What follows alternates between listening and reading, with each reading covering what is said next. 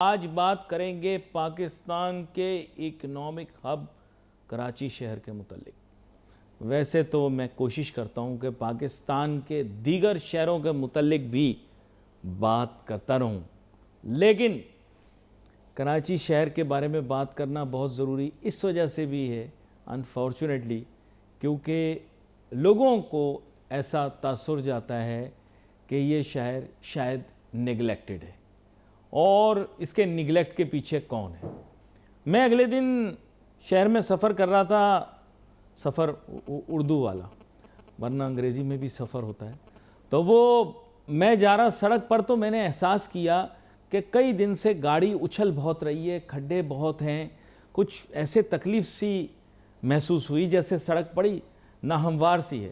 پھر میں نے غور سے کافی دیر تک سڑک کی جانب دیکھا تو مجھے اندازہ ہوا کہ دراصل شہر کی بیشتر سڑکیں جو ہیں وہ دھستی چلی جا رہی ہیں، اس کی وجہ سے ان میں ناہمواری آ گئی ہے۔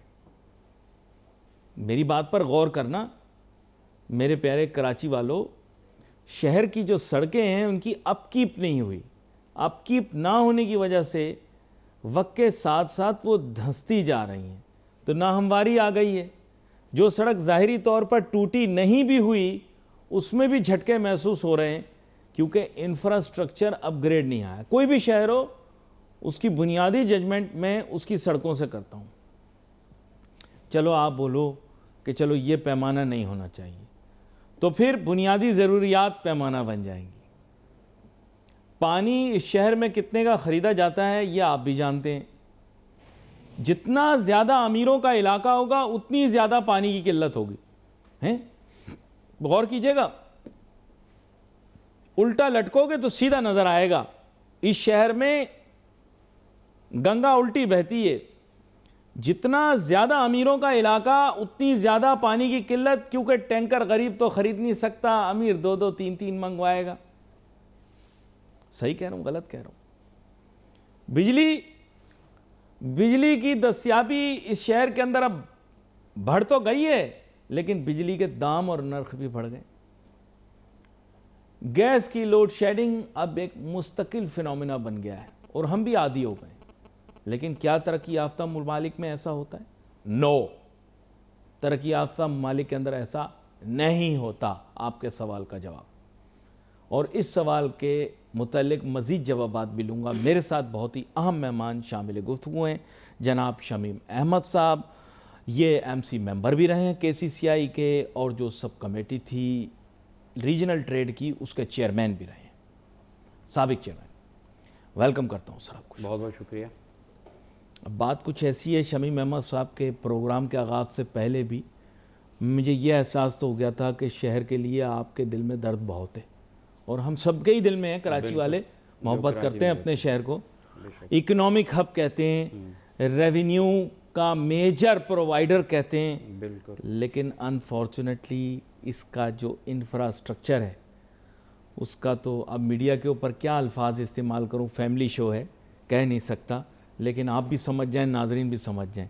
تو اس کو بہتر کرنے کا آپ کے خیال سے حکومت کا کوئی ارادہ دکھتا ہے یا ایسا کوئی اندیشہ نہیں؟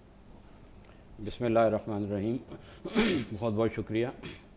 جیسے کہ آپ نے مجھ سے سوال یہ کیا کہ حکومت کا ارادہ لگتا ہے یا نہیں لگتا، میں تو اتنے سال سے یہی دیکھ رہا ہوں کہ اس شہر کے ساتھ بہت ظلم ہو رہا ہے، کوئی سنجیدہ نہیں ہے اس شہر کو صحیح کرنے میں۔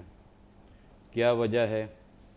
یہ تو وہی ہے جو ہمارے حکمران جو حکومت میں آتے ہیں، جو اس کراچی میں حکومت کرتے ہیں، جو ملک میں حکومت کرتے ہیں، جو سندھ میں حکومت کرتے ہیں، وہ زیادہ بہتر جانتے ہیں، جبکہ دنیا یہ جانتی ہے کہ اس ملک کو چلانے والا یہ ہمارا پیارا شہر، ہمارا بہترین شہر، جس میں ساری زبانیں بولی جاتی ہیں، جس میں ساری زبان بولنے والے رہتے ہیں، اس شہر میں، اس زمین پہ اللہ تعالیٰ نے اتنی خیر و برکت دی ہے، جو بھی کہیں سے آتا ہے اللہ تعالیٰ اس کو فوراً روزگار مہیا کر دیتا ہے، چاہے وہ چھوٹا کھوکا لگاتا ہو، چاہے ایک آپ نے دیکھا ہو چھوٹے سے کھوکے پہ وہ چنے اور مونگ پھلی بھون کے بیچ رہا ہوتا ہو، اللہ تعالیٰ نے اس کو روزگار دیا ہوتا ہے، چاہے اس کا کسی بھی شہر سے تعلق ہو، چاہے کسی بھی صوبے سے تعلق ہو، لیکن اس کو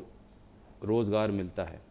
تو اتنا پیارا شہر، تو اس کے ساتھ یہ اتنی بڑی ناانصافی کیوں؟